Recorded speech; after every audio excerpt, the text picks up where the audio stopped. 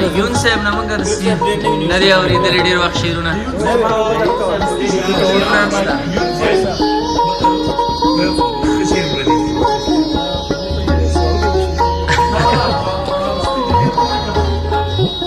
ستا د لږ جګ غږ وي ووایه چې ټول یې واوري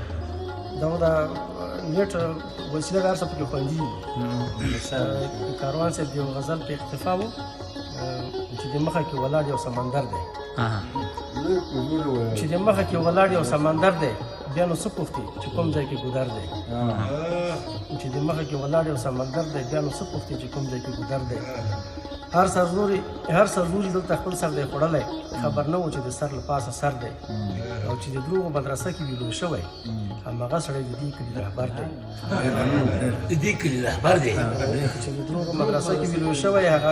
هماغه سړی د دې کلي رهبر دی چا ویل چې بل محشر به چېرته نه وي پر افغان ولس چې خور دی دا محشر دی او چې د نن خبره راشي نو پخلا شي دنګ پامیر دی که له تړو جوړ خیبر دی یوې لویې ترږمۍ ته غاړې وتي چې پښتون چېرته د لر دی که ډبر دی او هم قاتل یم هم مقتول یم زه پخپله لګېدلی مې په خپل غیشي ټټر دی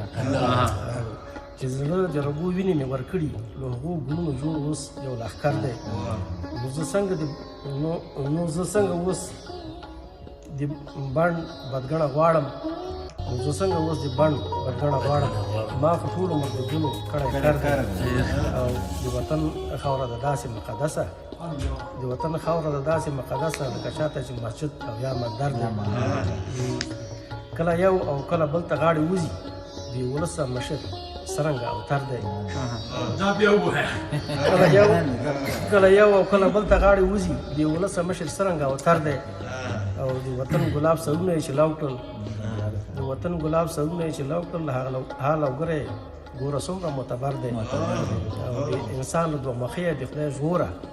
که یو پلو کې خیر دی بلکې شر دی هر حاکم ته چې د حق خبره وکړم لکه شپون غوندې پر ما باندې ببر دی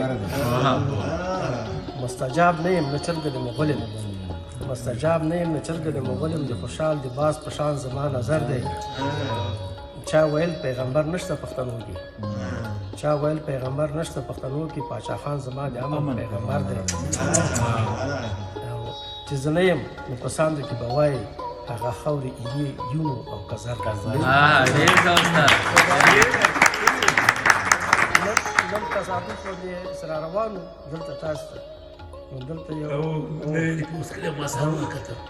دا تصادفات د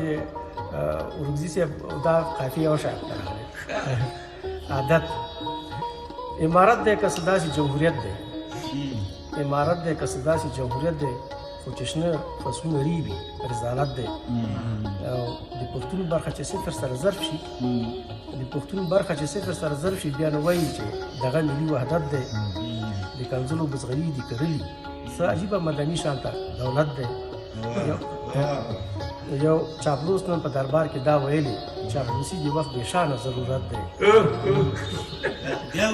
یو چاپلوس نن په دربار کې دا ویلي چاپلوسي د وخت بېشانه ضرورت دی چې د وخت د پاچا مخې ته ودرېږي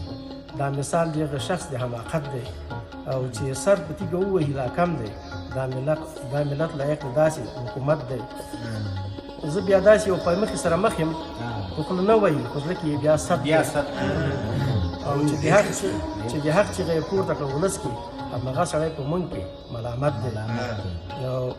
که د وړو کې شګه نه وي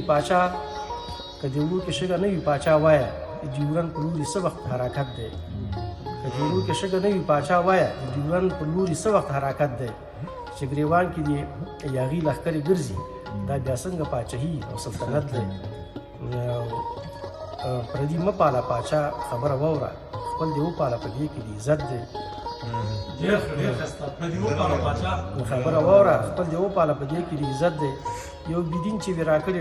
یو بيدین چې وی راکړي مونږ ته جمع لکه بیا جنون د هغه امامت دی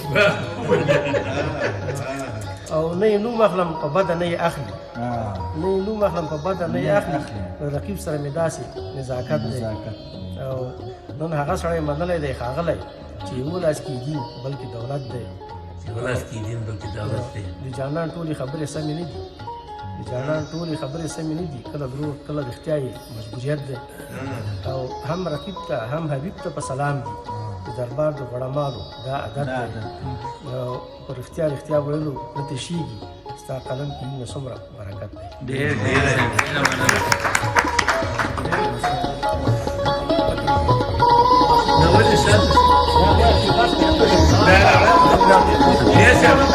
لازم تتمع في خديك ها